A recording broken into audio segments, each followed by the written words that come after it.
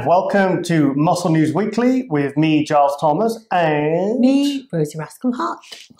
Rosie, how's your week been? My week has been good. Still making great progress in the gym. My logbook is getting filled with lots of great numbers. And yeah, that's it. How about you? Still alive. Yeah, heart's not stopped. No. Well, at least it proves I have one. Yeah. But no, it hasn't stopped. And actually reducing the caffeine, yeah, it did make a bit of difference. But I've got I wonder how many milligrams of caffeine you were drinking before having. It was 2 large espressos and then kind of a full cafetiere. Because in the morning, when I'm actually making my espresso, when I'm waiting for my cafetiere to brew, I'm actually making a double espresso whilst I'm waiting.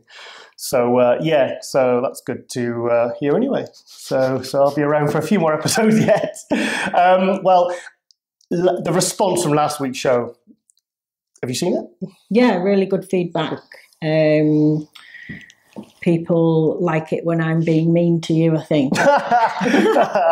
Well, yeah, okay. Yeah. Comes so naturally. Yes, it's got to be organic. It's got to be true to life. So, which is it's very true to life. But so the response has been great, and I feel really happy how we're already at episode 7. And I thought it would take at least maybe 9-10 episodes to really feel the flow and the format, but I really feel good, and I feel like we're making progress anyway. And also the response from the athletes as well. I mean, oh yeah, I think that's just the nice bit about it, isn't it? Because you get, especially the ones that are sort of so grateful and so excited to get, even just like having someone message them. It kind of makes their week and gives them a little bit of motivation to train because they think, people want to hear about me. I'm getting the satisfaction out of this that I used to get from all my MD columns and all my magazine articles over the last 24 years. And it's the nicest part of that job was to be able to give publicity, promotion, opportunity. Because, the thing is, this isn't our show. This isn't MD show. This is everyone's show. This is a show for everyone to promote themselves, to put themselves out there, tell us a little about themselves, tell us their progress, tell us their updates. So if any pros are watching this, any upcoming athletes who feel that they want to reach out to us, please feel free. Find us we're pulling up our Instagram accounts, or reach us on the MD forum.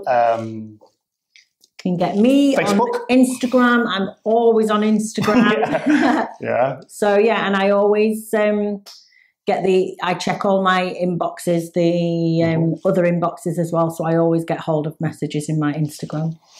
Yeah. So there's no excuse. We'll either reach out to you at some point, hopefully. But if not, just feel free. Please feel free to reach out to us. I mean, just yesterday, some of the pros now, they're just automatically sending me picture updates. They're sending me, hey, Giles, this is what I'm up to. This is fantastic. And this will really, it's like I said, it's good for your sponsors. It's good for your profile.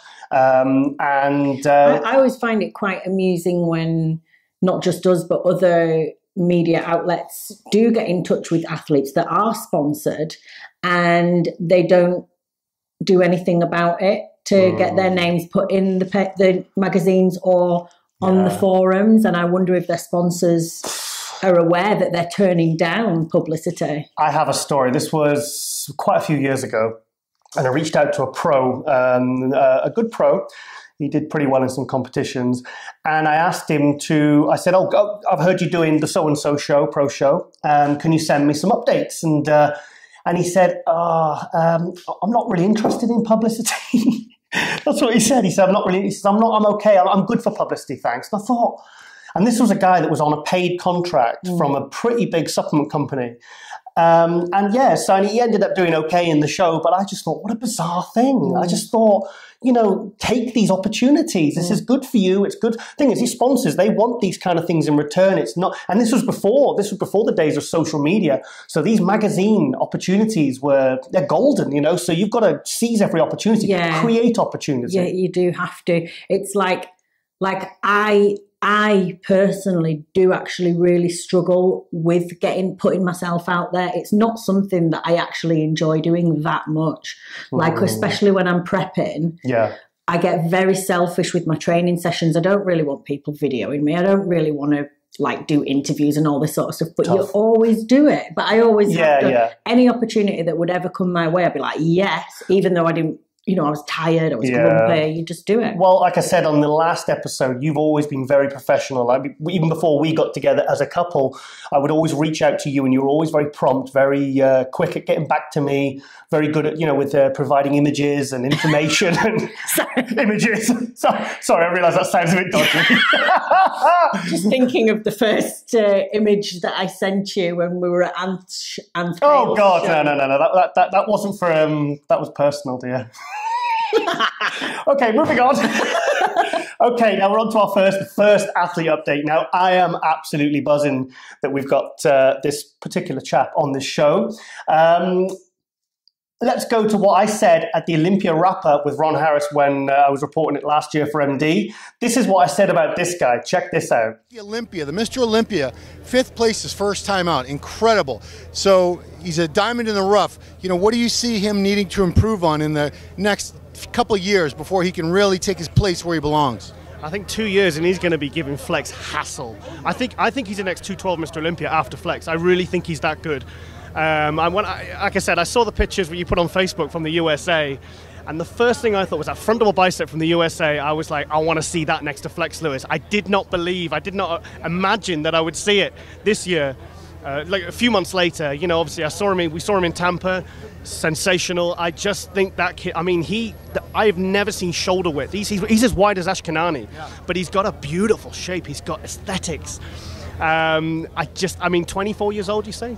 24. I mean, I honestly think he will be 212 Mr. Olympia. Yes, so Derek Lunsford. Yeah, I like this guy. He seems like, looking at his Instagram, he's so positive and like another athlete that I can really relate to, the way that their mindset is. But he's very young as well. How old is he? He's only in his mid-20s. I think he's 25. Sorry, I did send him a message earlier on, but I didn't have a chance to check. I think he's around 25, 26 max. Yeah. Now, he's, you know, like you said about James Hollinshead, these young guys, it's surprising how mature these guys are in terms of their attitude. This kid, and there's also something you and Derek have something in common as professional athletes. Do you know what that is? Nice hair. He does have nice hair. Sorry, I just snotted on you. Sorry there. No. Well, yes, but that's not what I was talking about. Rookie of the Year? Rookie of the Year, that's correct. Now, Rosie, you were a female, he's a male. That's a bit of a difference there. Rosie was the 2016 Olympia Rookie of the Year, which was awarded at the Olympia. But we didn't get the award until about a few days later because we went to bed. But Derek was actually he's the current IFBB Rookie of the Year. Now, this is obviously it does what it says on the tin. It's about basically the greatest newcomer. Now, last year for me, Derek was probably, apart from maybe Hadi and a couple of other, he was the sensation of 2017. He was a huge talking point because literally this kid came from nowhere. What this guy did, he went from middleweight 1 year, welterweight, which is under 75 kilo and under. Then he went up to light heavyweight, and then he went to the USA's last July, won the light heavyweights, won the overall. I remember seeing the picture on Ron Harris's Facebook, and it was just a front double bicep, and I couldn't believe what I was seeing. I was like, why have I not heard about this guy? How tall is he? He's a 212, so he's got to be shortish. Shortish. Yeah. And does he have a prep coach or? We'll come to that in a second. Okay. But so anyway, he won the USA's last July, August, and then a week later, the show that you did, the Tampa Pro, he went to that 1 week later. So in that week, he sorted out his pro card. So he went from amateur to a week later winning the 212 Tampa. Now, actually, even though we were in Tampa, we missed the 212, didn't we? I think you were eating chocolate cake or something. I can't remember a thing. Yeah, a bit of a blur. My shows are always just a blur. Yeah. Don't remember anything. I think we're just up in the room, but we did miss the 212. I was gutted because there was like Sami Al-Haddad and, and then these new faces like Derek, because I saw him at the athlete check-in. So anyway, so yeah, he won that. I mean, you know, it's like you when you went from amateur to pro, and 11 months after turning pro, there you were at the Superstar seminar, you know. So it was a bit of you know, a real, you know, like when Kevin Navarone came in second at his first Olympia, you know, they just literally, these people just make a huge impact from day one. Sounds like he's got the right maturity and mentality to keep going at that rate then. Yeah. I saw he put a post on something about like choose your attitude, and saying that if people ever say to him, how do you deal with negativity, he said he just very rarely sees it. And that's like me, I can relate to that. I just it's kind of almost being like in a little bubble world sometimes, because I just very rarely see negative things. Yeah, it's not a bad thing. And then he was saying, obviously, when he does see it, he just kind of shuts it out or deals with it. So he's been very easy to get this kind of some of the footage we've got for this episode. He's very polite, very respectful, as he should be, because we're cool. But anyway, that Tampa was not where it ended. He then went on, was it 6 weeks later, to the Olympia, and he took 5th place in the 212, beating, 5th place in the Olympia. I mean, you know, he obviously beat good names. Could have been maybe even 4th. I mean, I was there. And he absolutely blew me away. I couldn't believe how wide he was and the structure. And like I said in the my Olympia wrap-up... I forgot you were there. Yes, I forgot. I wasn't there, but I forgot you saw it. But as I said in my Olympia wrap-up, which we played before, I honestly think he's got the potential to be the next 212 Olympia champion after Flex Lewis. He could either... I don't know whether he's going to take Flex Lewis out, or whether Flex Lewis will either retire in 2 or 3 years or go up to the Open. We still don't know what Flex Lewis is doing, so there's a big question mark. But I honestly think... Do you think Flex doesn't really age either? No. Like over the last 5 years, has he even aged? He still looks 22, doesn't he? Do you think he gets a bit of work done? His skin looks quite nice. Flex Lewis, do you use Botox? I want to know these things. All these anti-aging clinics over in Florida. That's where he's been going. He's been getting his... It's just the sunshine, isn't it? That's all. Well, sunshine ages you. Yeah. Probably just... Also, Anyway, but also about Derek, something else I've noticed on his Instagram and stuff that he puts out, he's also very focused on health, which something that you and me, it's a drum we bang a lot. It's something we really want to see instilled in these athletes, especially. We've had to, though. What with you and your heart murmur and me and my gut problems, But you get to, like, he's a young guy and he's interested in this already, which is awesome, because you do get past 30 and things do catch up on you if you don't pay attention to these things. So for a young guy like that could be potentially have a real voice in the industry, it's really great to see that he has got it's not just about getting bigger. It's not just about pushing to the extreme no matter what. Yeah, it's like that kind of get big or die trying attitude. I find that it hasn't worked for a lot of people, has it? Well, no, because they died trying. It's true. But do you want to hear from Derek? Yes. Okay, let's hear from Derek now. Big thank you, Derek, for sending this in. Check it out. What's up, Giles and Rosie from Muscle Development? I just want to thank you guys first and foremost for having me on this episode. I want to update all you guys out there about my Olympia prep. I'm super excited about this year. Since the Olympia last year, I've made solid improvements in all the weak areas that I had, and I'm extremely confident this year is going to go very, very well. I have no doubts we're coming out with a title. But other than that, I'm super excited about all these events I'm doing with my sponsor, Animal. I just got back from Germany at FIBO, at the Fitness Expo. It was crazy. It was awesome. Such a good time. I'm about to go to Body Power next month in the UK, another international event. This weekend, right now, I'm actually in Fort Campbell, Kentucky. We are going to be doing a military event. So the military and the police, firefighters, those have all been extremely important to me to give back to them and honor them as they've done so much for us. So we're just doing a bunch of huge things with Animal, with bodybuilding and everything, and I'm so pumped for this year.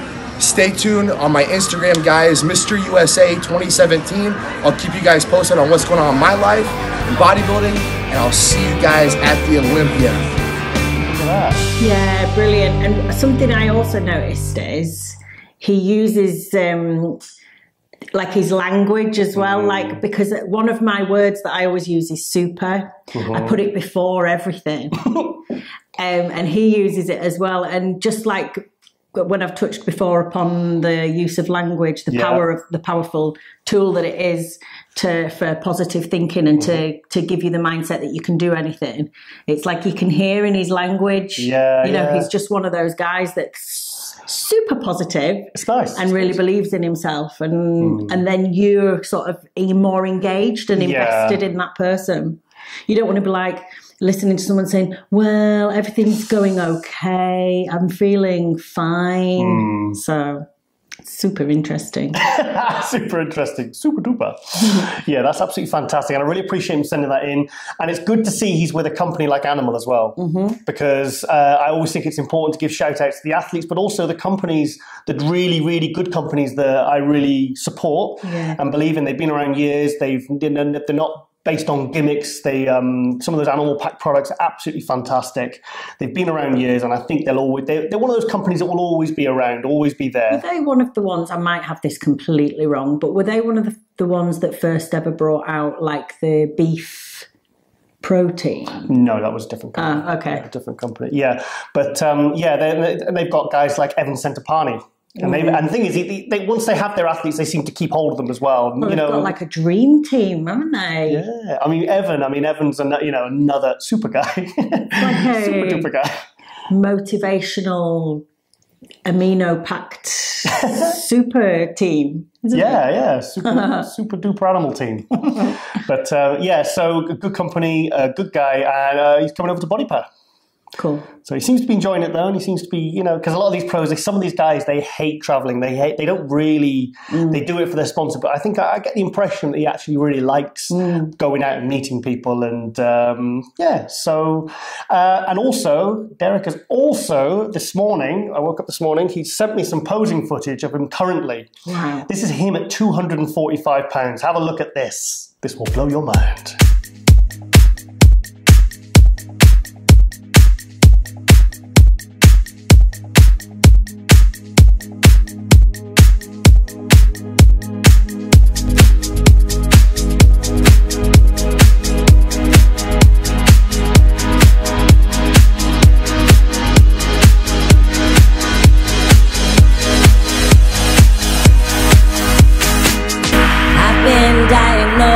Sugar-coated crazy, and everybody knows that you can save me, 'cause I like it, and I'm losing control, and I've half lost my soul, and I'm living in this limbo.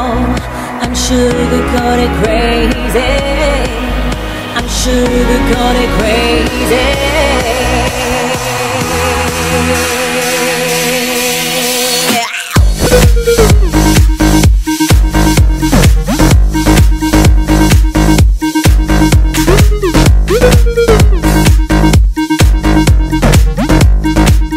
Well, that is Derek Lunsford at £245. What do you think?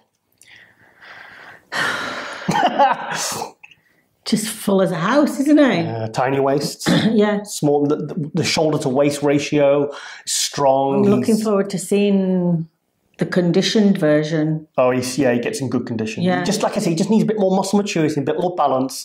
But what I saw at the Olympia, I just thought, oh my God, that guy with another year or two. The thing is, he improves so fast.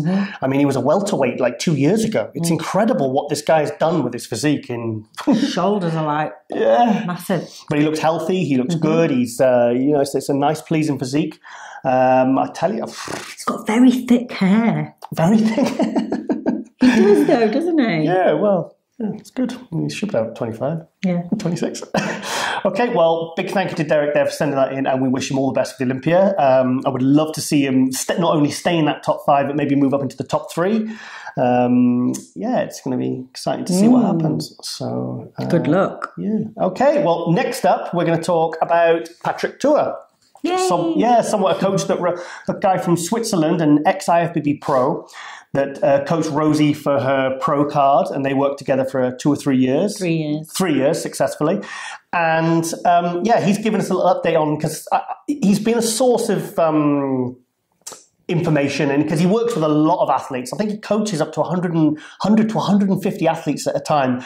And I mean, you just go to his news, Patrick Tour, go to his newsfeed on Facebook or Instagram and check out it's incredible, isn't it, Rosie? Yeah, like the way his athletes look, it's just insane. Yeah. But he has so much knowledge. It's like I always think, because, I'm quite busy with my online clients, but the thought of having like 100 or 150 blows my mind a little bit. And I think, obviously it does come with its stresses for Patrick, but when you have so much experience and knowledge, you can handle it. Yeah. Because anything that comes your way, you've got the sort of knowledge and intelligence to know how to deal with it. I mean, you've been prepping people for several years now, but he's been doing it for maybe 20, 25 years. Yeah. So for you to handle 10 clients would be, it would be as easy for him to handle 50 because he's got that rhythm going. He's got that. And it's literally the main only thing he focuses on. So, but anyway, I've asked him, I said, look, just keep me updated on all the guys you're working with. So I said to him this week, I said, send me a video of 2 of your best athletes at the moment. So let's go to that now, and you can find out who he's working with and why. Hello, Rosie. Hello, Giles, and all MD fans. Just a little short video to talk about these 2 young talents I have the pleasure to work with. The first one from Germany, Mike Sommerfeld, just won his pro card at the Royal London Pro. 23 years old, turned pro. He will not compete in the open class. He will probably be a 212 competitor. He was around 210, 212 pounds as he won his pro card. As you can see, very, very balanced, symmetrical, aesthetic guy. Small waist, round muscle bellies. And I really think that he can have good impact in the 212 class. Obviously, he needs more muscle maturity. He needs to stay lean and do more dieting in order to achieve that hard, dry look that is required today in the pro ranks to be successful. He has no weak areas. He's very balanced. He's a great poser. So once he reaches more maturity and we can push the diet harder without losing fullness, he will be extremely, extremely good bodybuilder. Wow. So these kids are young and they're this good, this young. What does that tell us? There's something in the water. How long have they been training for? These guys. I know. It's like it takes time to build a physique, and like I mean, Mike he's a big kid. Some of them, I suppose, maybe did sport.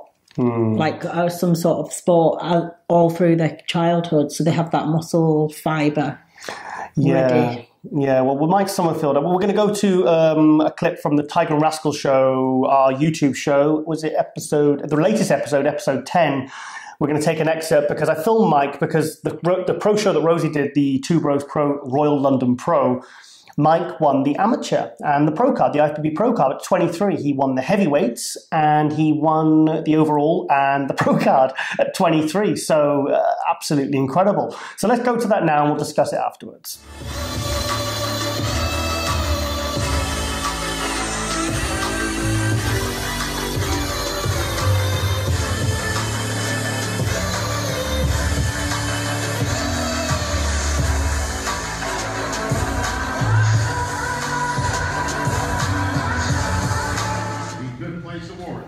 Mike. Number 178, Fabio Dialovera. Mike. Finishing in the runner-up position, number 26, Dominic Boywa. Yes! Yes! Yes! Come on, Mike! Come on, Mike! And your winner, number 19, Mike Summerfield.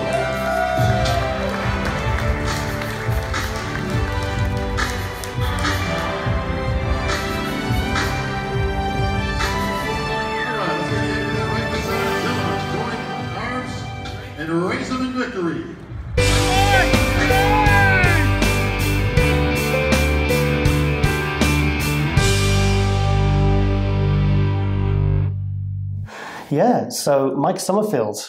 Yeah, really beautiful look. Tiny little waist, nice posing. Yes. Vacuum. Yeah. I really wish I could do the vacuum. Can women do vacuums? I've never seen a female competitor do a vacuum. I think I've always got too much food in my belly to do one. Too many Oreo donuts? Yeah, I tried some Oreo donuts today for the first time. They were pretty good. Was that on your plan or? No. No, but I'm allowed, I can have 2 cheats. Oh, 2 cheats. A week. Okay, what's the second one? What do you mean? Anyway, let's talk about... You got me talking about donuts now, and I don't even like donuts. So, yeah, what are we talking about? Mike? Anyway, yes. Yeah, Mike, so, yeah, 23. Do you think you'll make a good 212? Yeah. Yeah, how much does he weigh now? He weighs, he was around about, well, he said in the video there, Patrick said he was around 212 on stage, but he does need some refining. And I think he does... He could be much bigger, though, still, couldn't he? He holds a lot of size. I think he's perfect for 212. Unless you either take 2 years off and then bring him back as an open. But who's to say he couldn't do 212 for the first year? He still could afford to put more size on, couldn't he? Yeah, I mean, 23, you're not going to be maxed out on your frame, are you? So he's someone that I would like to see him with a bit more hamstring calf. Patrick knows what to do with his physique. I mean, he's, the kids, I mean, that frontal bicep, it's just absolutely insane. In fact, I'm going to go to a photo I just pulled off his Instagram literally 2 hours ago. Have a look at this.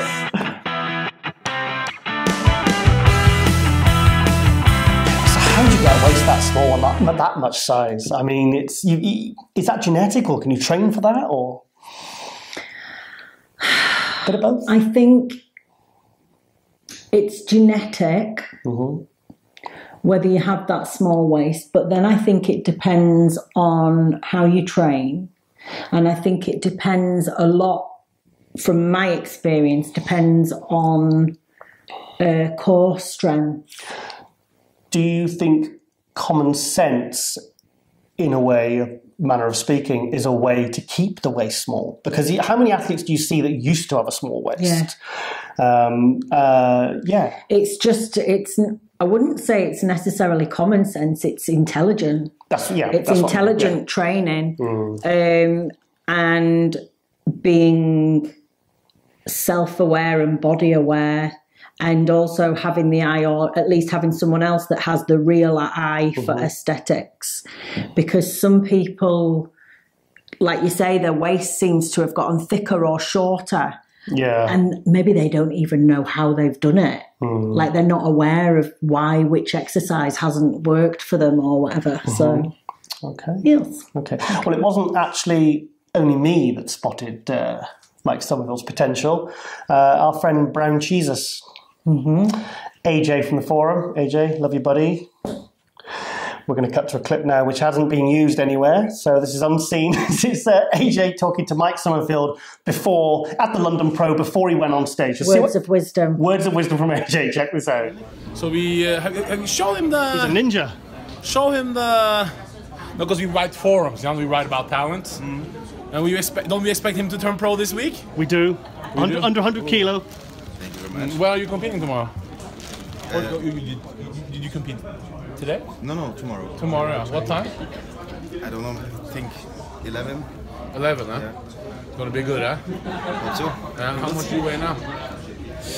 I left Germany with like 94 kilograms. Okay, and what's your all-time? Is this your all-time best? Yeah. This is your all-time best, huh? Sure. And he's young too, isn't he? 23. Wow. 23? Yeah. Had to put AJ in. Had to pop up old AJ. He's been, Maybe you should get an update from AJ next week. I would love to have AJ have some input to the show, I was thinking about that the other day, because he has because he's very entertaining and he's got really good insight. He was a bit camera shy, but I think it's just because he's not used to it, but we need to harness him Imagine slightly. what he'd look like sat in between us. Oh, he's huge. He's a monster. Need 2 cameras going, one for his height and one for ours. Yeah, so, there's a guy, he does have very good insight, and I do respect his opinion, and he's hilarious. So, love you, AJ. Crazy how many amazing young people there are now. Like, it's great. It wasn't like that, was it? Yes. Oh. Yeah, no, they've always been there. It's just, it's like I said, it's about knowing about them and having them seen. Well, remember when Flex Lewis came along? I mean, he won the British Championships in 2007 at, he was like 3 years outside of the juniors. So he was only 24, 25 when he won the overall at the UKBFF British Finals when he got his pro card. You know, these young guys are out there. There's just sometimes I think maybe the age isn't highlighted. You just hear about these competitors, you know? And sometimes it takes these guys so long to turn pro. But now you've got things like the Two Bros Pro. This Mike Summerfield now might have been not taking 2 or 3 years to get his pro card. Now he's got it. He's away. He's in the 212. It's fantastic. Yeah. So I just don't ever remember, like the girls as well, because there's so many good like women's physique that are like 23. Danny Reardon, how old is she? Danny Reardon. Well, she's young still, she's young, yeah. And like I think about like the girls that I used to see in the magazines. I don't remember them being that young. Maybe you didn't know their age. Possibly. The ones that I used to, you know, like Monica Brand and I don't know, maybe it's because they started earlier and I only saw them once they got into the late 20s, 30s. Maybe they don't get publicity until they're really making it as pros. But, you know, so they've obviously been around. Yeah. Anyway, I know we featured him in the previous episode a couple of weeks ago, but Nicholas, I can't even say his name. Willard. Like I said, I know we featured him, and you know, he's getting ready for his next pro show. I just saw this on Instagram; it blew my mind. I'll just watch it. Just watch this.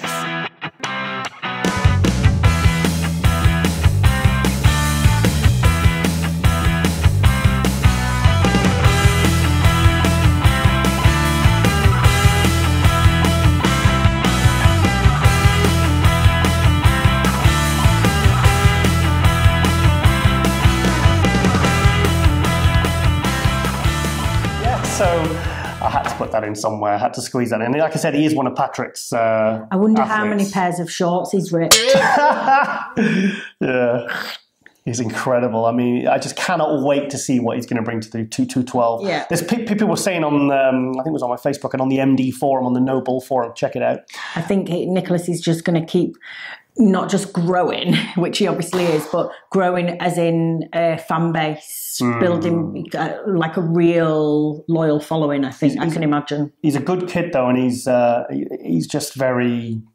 He's a star in the making. I mean, last year was a bit of a weird year for him, obviously, but, you know, with the shoulder issue. But he did well at getting third, but it really kind of, it wasn't the kind of impact I think he was hoping to make. But I've got a feeling that, you know, with that fixed and everything, I think he's really going to make a big impact this year, Rosie. These challenges bring you back stronger. Yes, yeah. And he's got Patrick in his corner, and Patrick looks out for him. Yeah. And we've got, you know, he's got us to, you know, help him. And, so there was people on the MD forum saying he won't make it down to 212, and I'm like, nah, he will make it down. Patrick will make sure of that. Yeah, we were talking about this last one, weren't we? Mm-hmm. Okay, now, yes, okay. You finished? Yes. Okay, Rosie, well, I'll hand it over to you for... Yeah, we've got a wonderful friend, Jen Taylor, has sent us a little update. We met Jen at Tampa Pro, when I did my second pro show. Third pro show, because I'd done the Olympia. That's right. And I remember in the bit checking in, I was just sort of sat nervous like a little rabbit, like I normally do, looking around at all the other athletes. And then Jen came over to me and she said, "Oh, hi, Rosie. I've seen you on Instagram." I didn't know this. Yeah, and I was like, "Oh, hi. Sorry, like I didn't recognize her. I don't think I followed her on Instagram." And you know, like one of them moments where it's like you don't know who they are. I've seen all the other athletes. I'd scanned all the other athletes, and this is the one that I hadn't seen. Okay. And she looked quite small, not like overly muscly. And I thought, okay, yeah, I don't have to worry about this. And then she went and won that one, and then came second at the Olympia to Juliana Malacan and won her Rookie of the Year. So obviously I was gutted that I didn't win that show, but I was so, after she'd won the Tampa, we were so pleased. We were buzzing, weren't we? We were buzzing for it. Yeah, I was sat at home crying when I found out that she, because I just thought, what a friggin' amazing experience. Oh, I thought you were crying because you missed me. No. Well, it has to be said that she sent us this video. Now, it's great if they want to send us just, WhatsApp videos, whatever. That's absolutely amazing. But I mean, how great is that what she's just sent us? Yeah, really, really cool. And I think it's, I'm really interested to know more about Jen. And I think hopefully other people are going to be interested to hear about her quick rise up and get a little bit of support behind her, because she is a little bit of an unknown, really, even though she got that second place. I think but a lot of people probably aren't really talking about her. They're kind of dismissed slightly. So I'm glad we've got this opportunity with this show to promote people like Jen, because, well, let's just play the clip show, because this, like I said, she put this together for us. So yeah, she says it all. So. Yeah, says it all. Just check this out and, yeah, have a look. Hi, my name's Jennifer Taylor. I'm from Zephyr Hills, Florida. My first competition was back in 2009. I competed in figure. We went for our pro card in 2013, and surprisingly we got it on our first shot. So that was our first exciting moment. From there, we went to our first pro show, 2013, placed 12th in Tampa Pro. I was very ecstatic with that. The rest of the year in 2013 and 14, we just kind of bounced around in placings, trying to figure out where my physique fit in. Everything changed in 2015. The first year, I actually got first call-outs, and that was a very surprising, shocking moment. When I heard my name, I literally looked down to make sure I wasn't seeing my number wrong. After that, we went to Texas, and I actually got my first win. So that was an amazing accomplishment, and that qualified us for a ticket to Olympia. 2016, we got a chance to go back, so that was exciting. I just want to kind of prove to myself it wasn't a fluke. So we went back in 2015 and actually placed 10th. So by 2016, I'm into this sport about 8-9 years. So my body's starting to take a toll. And I've always wanted to compete in women's physique ever since I saw the division. And I just said, I'm going to do that before I quit competing and I quit training. So we made the switch last year. And our intentions were just to go out there and see where my physique fit in amongst all the girls. And we had a very successful year. After being pleasantly surprised last year, things definitely have changed. We made it to Olympia, which was exciting, and Jim and I just said if we can place in the top 10, that would be a great accomplishment. Lo and behold, we saw that we were, in the first call-outs, so top 5 was exciting, and then just getting moved around next to the top 3 girls in the world was just an incredible feeling. So no, I didn't anticipate it at all. So this year's going to definitely have a whole new mindset. I'm excited to have the opportunity to be this competitive and go up against this woman that's won the title 4 times. Training with my husband is very special between him and I. I feel like it's made our relationship very strong.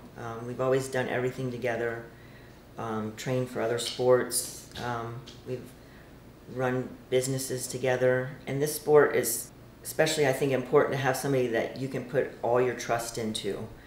You rely on them every day to be honest with you about how your body's changing. He's always there for me and make sure he does all the research and stuff so we can make improvements every year to accomplish our goals. There's just not a day that goes by that he doesn't think about how we can be the best at this project that we're working on.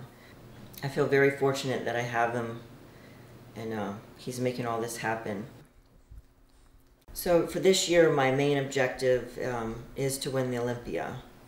I mean, where we're sitting, we're only 1 spot away. And so looking back at my other years, every year I just set a goal to accomplish. So what other goal would we have but to accomplish the ultimate? And that's what we're here to do.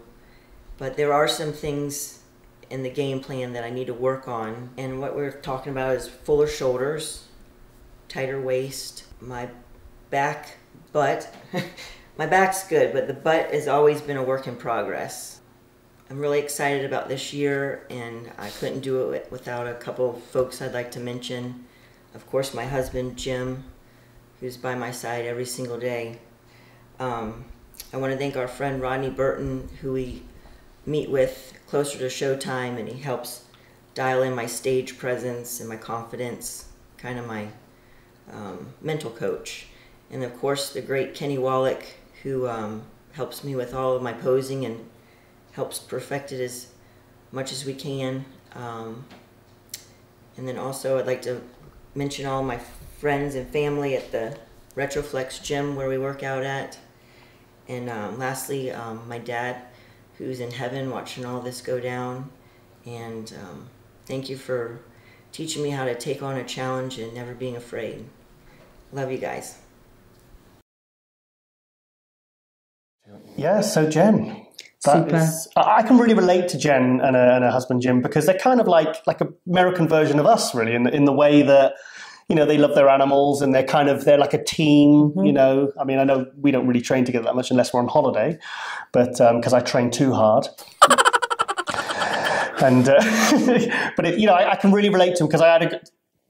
Yes, carry on. Yeah, because I was at, I didn't really speak to them much at Tampa. But I did manage to speak to him at the Meet the Olympians at the Olympia, and I had a really good talk with Jim, and I really kind of connected with him, because I think we are both supportive of our partners. Yeah. You know, obviously that both compete in the same category, and it was nice because he was inviting us out to, like, you know, oh, come out to Florida. We've got a boat we can go out on, and you know, really warm, really lovely people. So yeah, I just really want to. It's people like that you want good things. Yeah, it would be really nice to see her fulfill all her dreams at this next Olympia. She's got beautiful shape, crazy tiny waist, front quarter turn is just stupid. That front relaxed. When I saw her at Tampa, I went, holy shit. Because obviously I'm focused, because I was there, I was doing a few interviews for MD and everything, but I was really focusing on you on stage. And then I saw her and I was like, whoa, that front relax. It kind of, and that's the first post, that first impression. So, you know, you're off to a good start. And she looked absolutely tremendous. In fact, let's show a bit of footage. I'll edit a little bit of footage from Tampa. You both on stage in the first call out at Tampa. So have a look at this, and there's a couple of photos I'll put it all together afterwards. So have a look at this. Margarita, 180, 182, Rosanna. There you go. Rosanna. Rosie! Jenna. And 200, Jenna.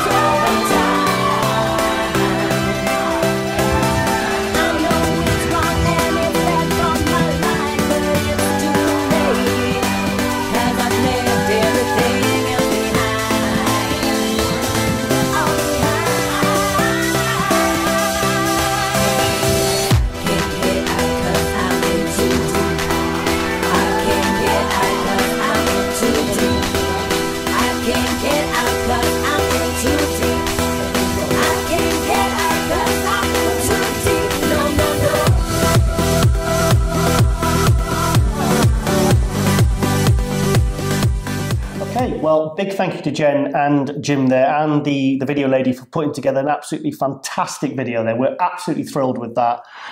We don't expect all athletes to go to those lengths, but, you know, if you do, then we are very... You get brownie points. You get big brownie points, yeah. So absolutely fantastic. Really appreciate that. And, hopefully we'll both be at the Olympia this year. Yeah, and... Covering for MD. Hopefully I would get to interview Jen, coming straight off the Olympia stage with a win. The plan is you come and you help cover for MD as well for the Olympia. So the idea is me and Ron do our thing, and then you... I'd love to do some stuff with the women. Yeah. I would love that so much. How cool would that be? Because you were actually on the staff list for the Arnold. They were going to send it over as a surprise. They kept it under wraps. Yeah. And I said, because I covered the Arnold for MD, the Arnold Classic in Columbus. It was a week before my show, wasn't it? And it was a week before Rosie's show. So unfortunately you couldn't go. But because obviously Rosie did such a fantastic job at San Marino and the Arnold Europe with all her interviews. I think the pros love you and they all relate to you. And I mean, Cedric didn't say no, did he? He was a bit grumpy, though. He was a bit grumpy at first, but within about 30 seconds, he was smiling. It's because I had a pretty dress on. You did, yeah. Okay, well, yeah. All the best to Jen. Okay, next, I want to talk about, and I've mentioned him a couple of times already on the show, Hadi Choopan is doing the Vancouver Pro. Cool. Now, Vancouver's in Canada, not America. That's why he's doing it. What do you think about that? Which other athletes will be doing that one? Do we know who he's going to be up against? Actually, I should have checked, really, because I'm not sure. I believe he's doing the 212. He might even be doing the Open. I'm sorry, I should have checked this. But it just really frustrates me, the fact he can get that side of the Atlantic and you can get into Canada, you can compete, because on the forum, I don't think people really, I'm getting a bit of resistance on the forum for me hyping him. I think they feel like I'm overhyping him. Right. And I keep saying, look, I'm telling you, there's a few reasons why I think he's so good.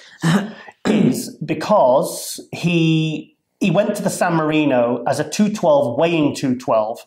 He beat Brandon Curry, who was probably the most improved Open Pro of the year, took 8th place at Olympia, probably should have been 2 or 3 spots higher. He nearly beat Cedric. Now, I mean, Cedric was in the best condition he'd been all year. Now, this is Cedric McMillan, who had won the Arnold Classic, who had just come second to Brandon Curry the week before at the Ferrigno show.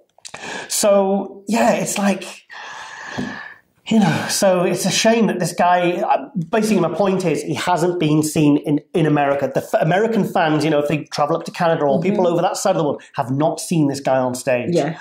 So I just, like I said, there's still a bit of mystery around this visa issue, whether it's to do with him or his background or something, or whether it's just literally Iran. It's just not giving visas to Iranians. But he's one of the most thickly and heavily muscled human beings I've ever seen that still holds shape. Yeah. And doesn't look overly muscled for his frame. Yeah. Do you know, he's just, and his glutes. Remember his glutes? It's crazy. I think I don't think he's got a weak pose. I mean, the readable bicep could do with a bit more detail. And I think there was something a little bit shiny going on in his shoulders, but you know what I mean. Sorry, the sun's coming in right there. Sorry. Sorry, the sun's just blinded me there. It's just you're not a vampire. I'm burning. Get some special effects on. Yes, Hadi. What was I saying? Hadi. Yes, so I really want to. It's just such a shame we can't see this guy in Olympia. I mean, I don't know what he's going to do this year, even after Vancouver. He's actually working with Hani Rambod now, Phil Heath's coach, from Evergen. And he's only going to get better.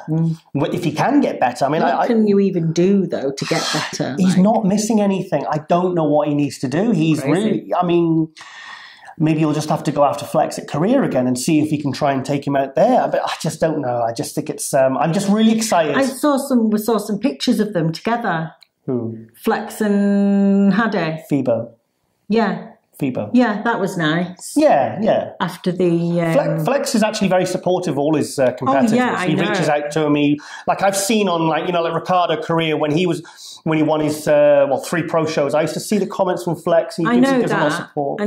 I know that, but obviously when there is anything controversial happens and then everybody posts stuff about it, it's nice to actually see the people that are involved are actually cool. Oh, you mean the backstage career? Yeah. Right. Oh, sorry. Okay. Yeah. Or like anything like that. Sometimes there's a lot of hype with people that weren't even at an event. Yeah. And then So I like that. It's nice to see the support between the athletes. And also, it's it was months after it happened, and and the thing is, it's like, I mean, even just as your partner when you're competing, I'm in a. I mean, when you won Dallas, I was messaging George White because there was no Wi-Fi, and I had to text him the results. And I thought I was going to keel over. When I came second at the London, did you nearly like punch anyone or anything like that? No. No, I was just like, oh gosh, my God. Did you raise your fist? You rotters! Yeah, I was. Yeah, we spoke about that before. I was. The only time I've ever really been pissed off was when you got second at the Arnold Classic in 2014. That was bullshit. You should have won that. Plus, one of the judges actually came backstage and told us you'd won as well, which was very naughty. That was the only time. But I kind of take the rough with the smooth. It's just. It's so expected when partners, I freeze. I don't, because I can feel all these eyes on me, because everyone knows that, us. We're together. Yeah, we know we're together. So people are always looking for a reaction. And sometimes I'm the one to actually calm people down, because I know that the reaction when you don't win is going to be, it's just one of those things. Whenever I compete, wherever I place, by the time it's kind of built to that point, I know it sounds bad, but it's like I'm just happy for it to be sort of time to relax. So even if I don't get first, or if I don't get top 3 or whatever, I'm always like, okay, should we go eat and get a glass of wine and just relax? Well, I remember one of the presidents came up to me and he said about your reaction when you got second to that Arnold Classic 2014. And this was the Arnold Amateur in Columbus. And you just smiled, and he said, he came up to me and he says, look, just to let you know, if Rosie had stormed off or kicked off on stage, we'd have supported her. And I went, well, that's just not Rosie. That's just not who Rosie is. You've got to smile and be professional, but sometimes it is tempting to just go that. It's not really worth pulling a Mooney because you hardly got anything on anyway. Yeah, that's true. Okay, Rosie, well, I want to throw a question to you now. Okay. Technical question. Rosie, carb cycling versus keto for fat loss. What's your take on that? I think, in general, carb cycling is the go-to. And then you get the odd client that keto is like the best for them. I have, Andrea Corbett, one of lady that I help, a physique lady. She got second in the British finals last year. Yeah. Fantastic. A natural athlete. And she's how old? 41. Get it right, because last time I said she was 47 or something. I was like, natural athlete, 47 years old. And then she messaged me on Instagram. She said, 47, ? Yeah. And I went, she says, I'm 41, you cheeky bastard. Yeah. And I went, Rosie, I said, I'm not going to tell a lie, but Rosie told me. So I do keto with her usually towards the end of a prep, and it works incredible. Yeah. Whereas I have tried that with other athletes such as Sam Forbes. Sam Forbes is the current. She's a IFBB pro figure. And that just does not work at all. And I think there's something to do with age. I think age can play a role in this. Slightly older, like 40 plus, the keto can be helpful. But I think for women as well, keeping the carbs in, it can be better for cortisol. It can keep the cortisol levels low. But you need to go low carbs on some of the days to get that kind of fat loss going. But maybe 2 days a week, having a slight increase in carbs. Well, when I competed, I achieved very good condition for most of my shows. I did 14 shows. I would say for 5 or 6, I nailed my condition. I was very happy with my condition. I don't really lose muscle. My body composition just changes as the diet goes on. And I always use keto. And I just didn't have because I prepped myself and I trained myself, I didn't really have the confidence or the knowledge to do. It was confidence. Yeah. I didn't have the confidence to carb cycle because I've always been scared of carbs. I just found that, and I found also this maybe relates back to my diabetes because I didn't know I was diabetic, and I might have been diabetic all those years, mildly diabetic. Yeah. Now, when you're because you said that when you ate salmon, you would fill out like the way someone else would off sugars. Salmon or steak, obviously high fats, high protein. It'd be literally like some people when they take in a load of junk food and they fill out. And that didn't really work for me. But if I have salmon, veins full, I just felt. Plus, as I lowered my carbs really low on the diet, I would up my fats. And I always found good energy levels. I found good. I was hitting PBs 3 weeks out from a show. Yeah. I looked in condition. I just found that I just always stayed. For me, carbs are always the enemy. I think you've got to listen to the feedback off the individual client because some clients I have, when I have them on the carb rotation, the carb cycling, it makes them crave really badly because of the ups and downs. I never had cravings.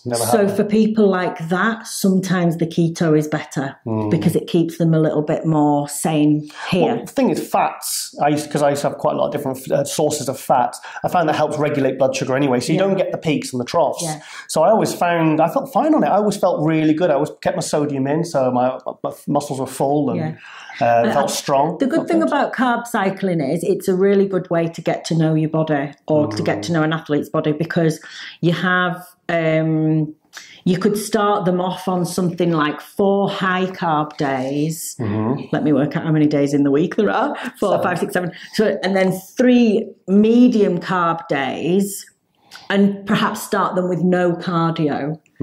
Then you would see whether they dropped any fat. You see whether their energy dips. You see if their strength is okay. Then you've got all this stuff to work with so that you could take one of the high days out and just have 4 medium, 3 high. Maybe you'll add 1 cardio session in and you slowly manipulate and take the high days out. Then you could add 1 low day in. And you get to know, you can see pictures whether they flatten or full, and it's really helpful then towards peak week because you've seen how they react on 200 gram of carbs. You've seen how the body reacts on 50 gram of carbs. You know their body really, really well. I think a lot of it... See, I don't really have I never really had a physical job.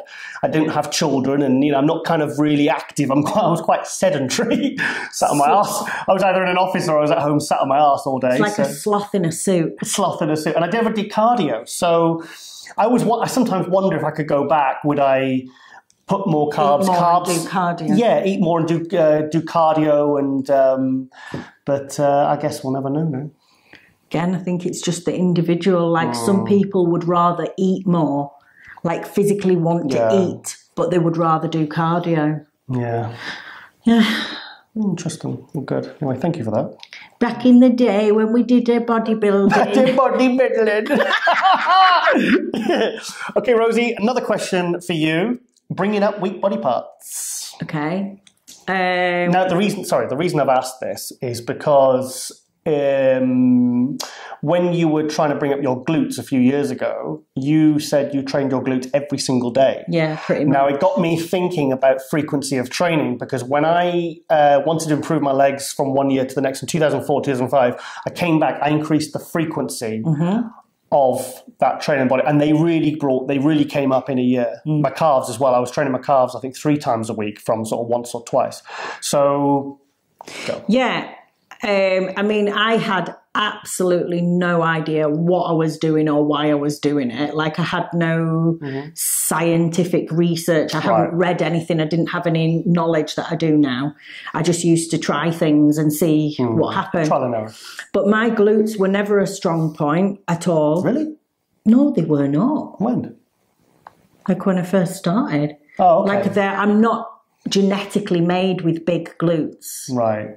Because I've always known you with a big arse, you say. Yes. But that's not my genetics. Like I don't have like a Brazilian style butt genetically. Okay. I don't have genetically good calves, but I've built them because I'm a frigging badass. Don't talk to me about calves. But basically what I did was I started training them pretty much every single day, but each session was only like about 10, 15 minutes long. Maybe I trained them, not every day, but I would train them 4 times a week maybe. And I did that for a full year. Right. And the next time I competed, and ever since, my glutes have always been huge. Dominant, yeah. Dominant, yeah. And it actually got to the point where I'd built up so much muscle fibers, and they were... I had to figure out new ways of training my quads because my glutes would activate so much. Yeah. I couldn't squat with my quads started to shrink because they weren't getting hit because the glutes were taking over on everything. So for a year, I then had to stop training glutes, which was just I spent a whole year training them, got them so big that I had to stop training them. And now I really it's almost like, you know, if you spend it's like you get certain athletes, like rugby players, always have big legs. And that never really goes. And I think it's like, sometimes people say, oh, you're going to overtrain this body part. But what about athletes like that train those body parts every single day? Explosive training every day. And they grow. And I think that's almost like what I did. I grew them, and now the glutes never disappear. Cyclists with big legs. Exactly. You never see a good sprint cyclist with small legs. It's just not possible. And they're constantly explosive training, isn't it? Yeah, and I think it's interesting. The body can adapt. Right. At some level. Well, there was 1 year I competed that my calves were actually semi-respectable, and that was literally I threw everything at them. Yeah. I went from one heavy session a week, and heavy or whatever drop set, and I started training 3 times a week, and literally low reps, high reps, drop sets, bloody stretching in between, really excessive stretching. I just tried everything. And they did come up. They did come up for that 1 year. They looked and then they went shit again. I've done all sorts. Same thing. My calves were not a strong point. Really? So I did the same where I just went in and thought, right, just smash them. And I don't know whether I've mentioned this before, but I was doing stuff like 100 reps on calves. And then I would lift the weight and do 50, put the weight up, do 25. I tried that with you once. I didn't like it. No, but you have to do these things. But another thing that now I'm trying with my calves, because everybody sort of goes on about full range of motion, you must do full range of motion on everything. But actually, I think sometimes, like for someone like me, I'm very flexible. And when I do full range of motion, it's like, my foot can go really low. And I don't think the tension's on the muscle anymore. Yeah. So what I've started doing for calves is I dead stop like this instead of going... So like if you're on the floor? Exactly. And keep my legs straight. There's no bounce. There's no stop. It's just here and then raising. And this seems to be working for me at the moment. One of the best calves in bodybuilding, in male bodybuilding, in the 90s, a bodybuilder called Vince Taylor. Remember Vince Taylor, the Terminator? He said that. He had some of the best calves, absolutely amazing calves. And he said he never did the big full stretch. I actually used to do that with the stretch, and I ended up with Achilles problems. I think you can do the fascia stretching afterwards. Right. Or in between or something. I used to lose a lot of strength in that bottom portion of the movement. Yeah. So I tried it. There's more chance that you're just using momentum to get back up and not actually the calf muscle activating. But I did try that because I read that and I thought, well, I'll try that. I'll try going just to parallel. And I did. I got some good... In fact, that was the year I tried that in 2005 when, I made those gains on my calves.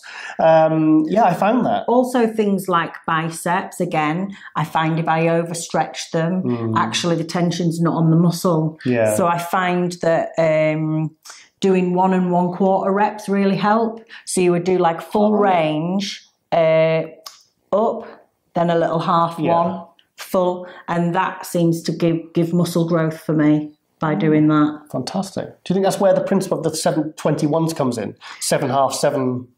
Yeah, I mean... I used to do that for hamstrings and biceps. I used to do it for leg curls and bicep curls. Sometimes when I'm doing barbell curls, I'll do like a drop set, half the weight, and I'll only bring it up halfway and then squeeze and bring it down. And I find just for sake of variety, just to sort of, I think it just depends on, as well, someone's...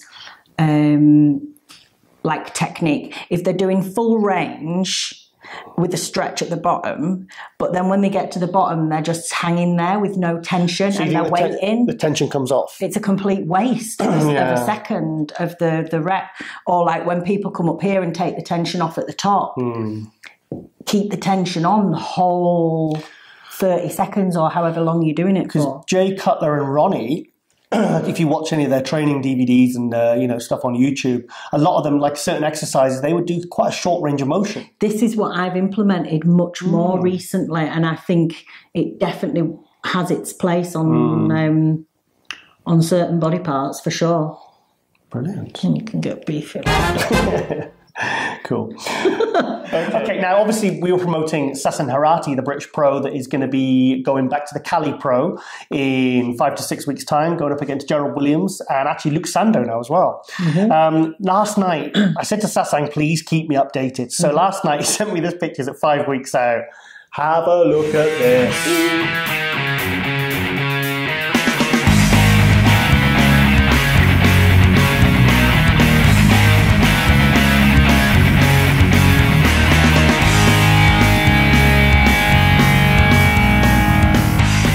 So 5 weeks out, how do you think he's looking? Amazing.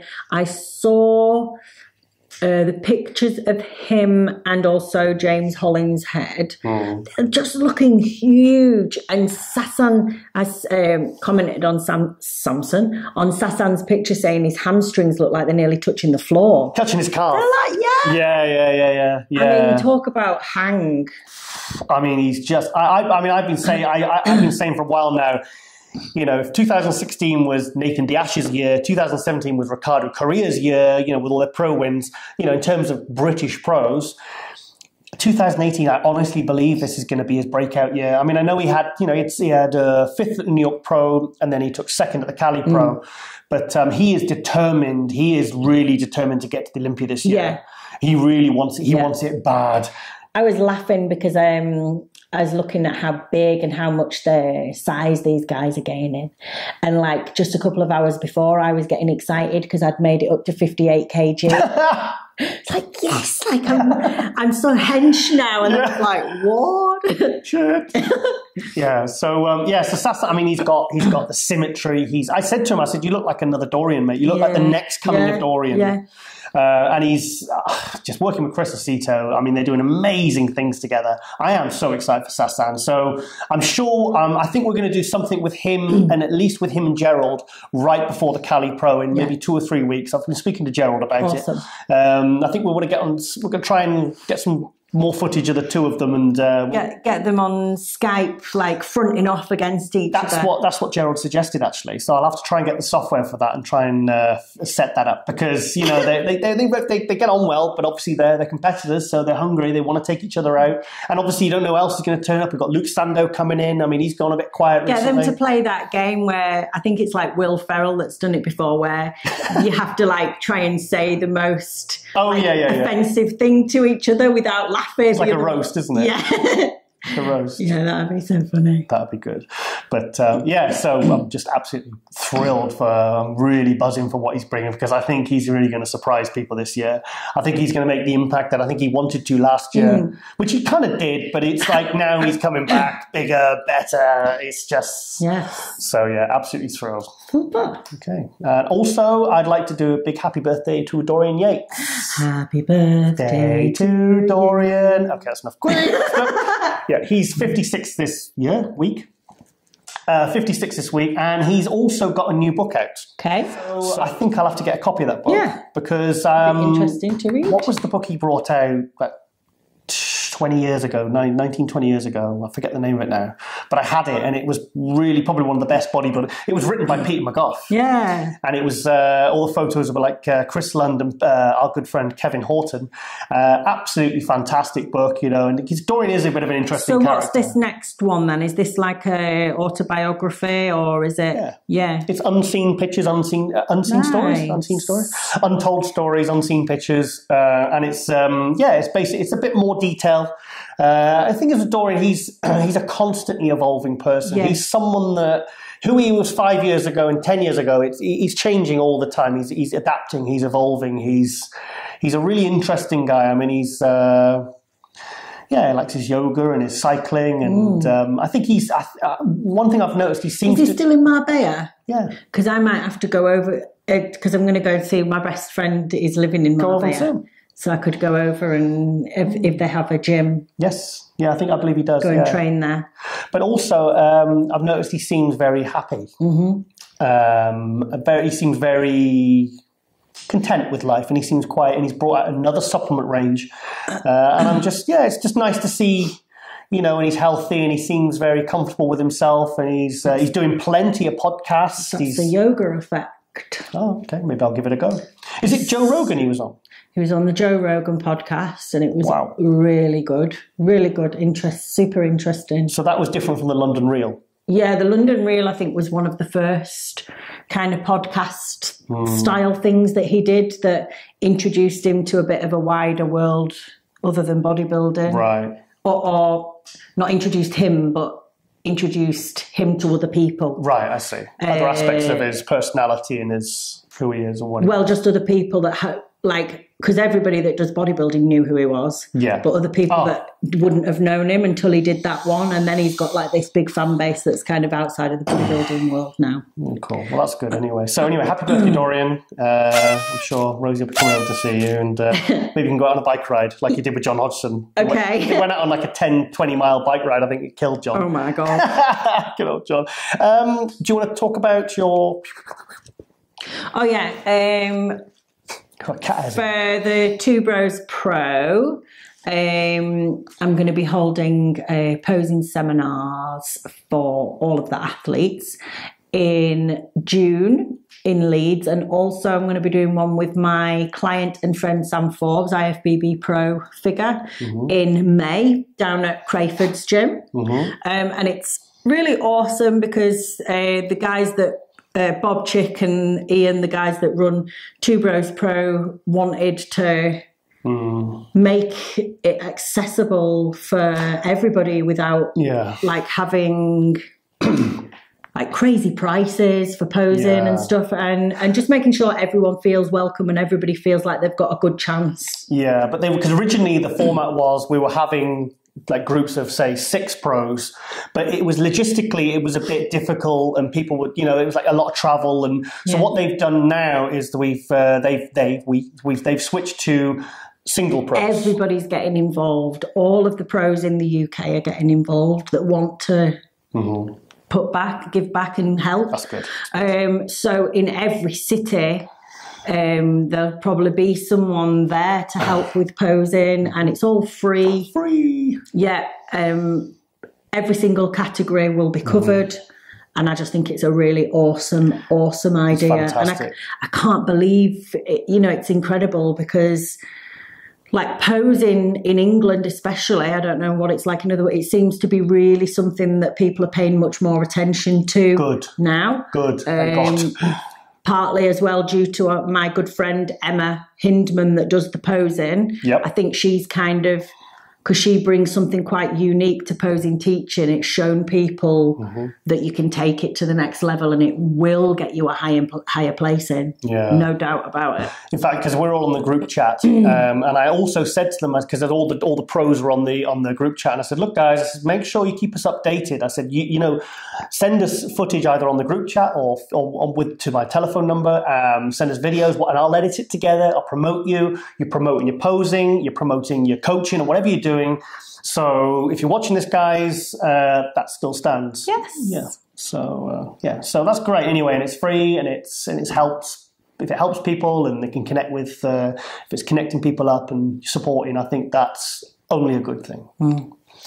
Okay, now next week you're leaving me with the children. I am. I'm going to Bulgaria. First time going to Bulgaria, so I'm quite excited about that. I thought I was going to Germany until I looked at my plane tickets, and then I realised. Why are you going to Bulgaria? I'm going to Bulgaria because we're taking the Wonder Woman contemporary dance show to Bulgaria. Yeah, so are you excited about that? Yeah, really excited, and I'm kind of relieved as well that I've not got a competition to prep for, because I would have actually been prepping for I would have been a few weeks out now from the Spain one. That's right. But you did it for the London, didn't you? I did, and I can handle it.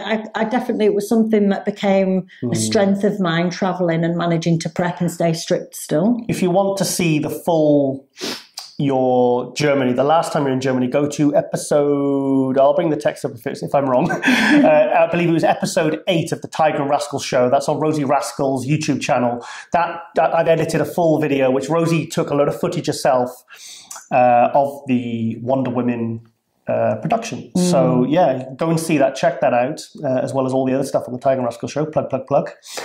And yeah, so I'm really going to miss you. Yeah.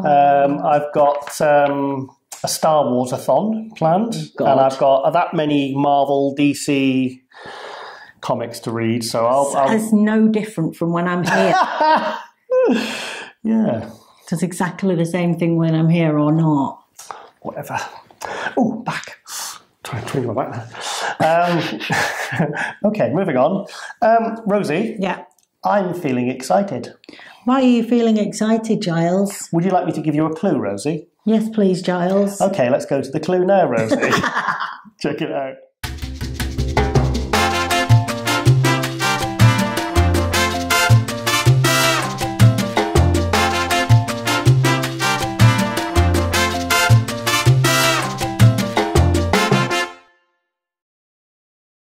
So then, is that a big enough clue for you? No, I don't know what that is. Well, that is... Transformers. No, not Transformers. Thanos. Who's that? Avengers, Infinity War. Thanos, the mighty... What's his name? The Titan. The Mad Titan. Sorry, I've been reading the comics the last 5 months. I should know. I still don't know who it is. Thanos is the new big baddie in the new Avengers film, Infinity War, Part 1. I'm telling you, what's the best villain ever? Darth Vader. Darth Vader, Negan, the Joker. Imagine them all rolled into one, 100 times more terrible and evil and cool. And he's just a shitbag, really, Thanos. He's horrible. And I'll tell you what, the Avengers have got their hands full this year. Because, like, Thanos, he's just... I've been reading the comics. It's just finished the last one. 80... Rosie's looking really interested now. I zone out. She zones out. Yeah, we've been going for a while now. She'll zone out. But, see dribbles that. Catatonic state. Yeah. So anyway, yeah. So this is, you're in for a treat, because if you don't know who the character Thanos is, yeah, the old Avengers have got their, and the Guardians of the Galaxy, they're all in there. Black Panther, all of them. They've all got their work cut out for them, because this is. Well, I'm excited. I'm going to see it Thursday, and you won't be here, so I'm going to go with my friend George. So good. I hope you both have fun. Don't update me. Oh, I can't wait. Okay, well, we'll probably go and see it again together, so don't worry. Oh, dear. Yeah. Okay, well, I think that's the end of the show. Oh. Are you having fun? Yes. Yeah, it's good. I think you happy with how things are going? Yes. Why am I talking high-pitched? Okay, Rosie. Well, I'd like you to sing out the end of this week's show. Okay. It's a clip I've already got. It's you singing with my favourite band. And if I start, you finish. Okay. Burn. Mother. Fuck. Okay, well, thanks for supporting. Thanks for watching, and we'll see you next week. This is Rosie Rascal. This is Rosie Rascal. This is Giles, and she's singing out with Five Finger Death Punch live at Wembley. Check it out. See you next week.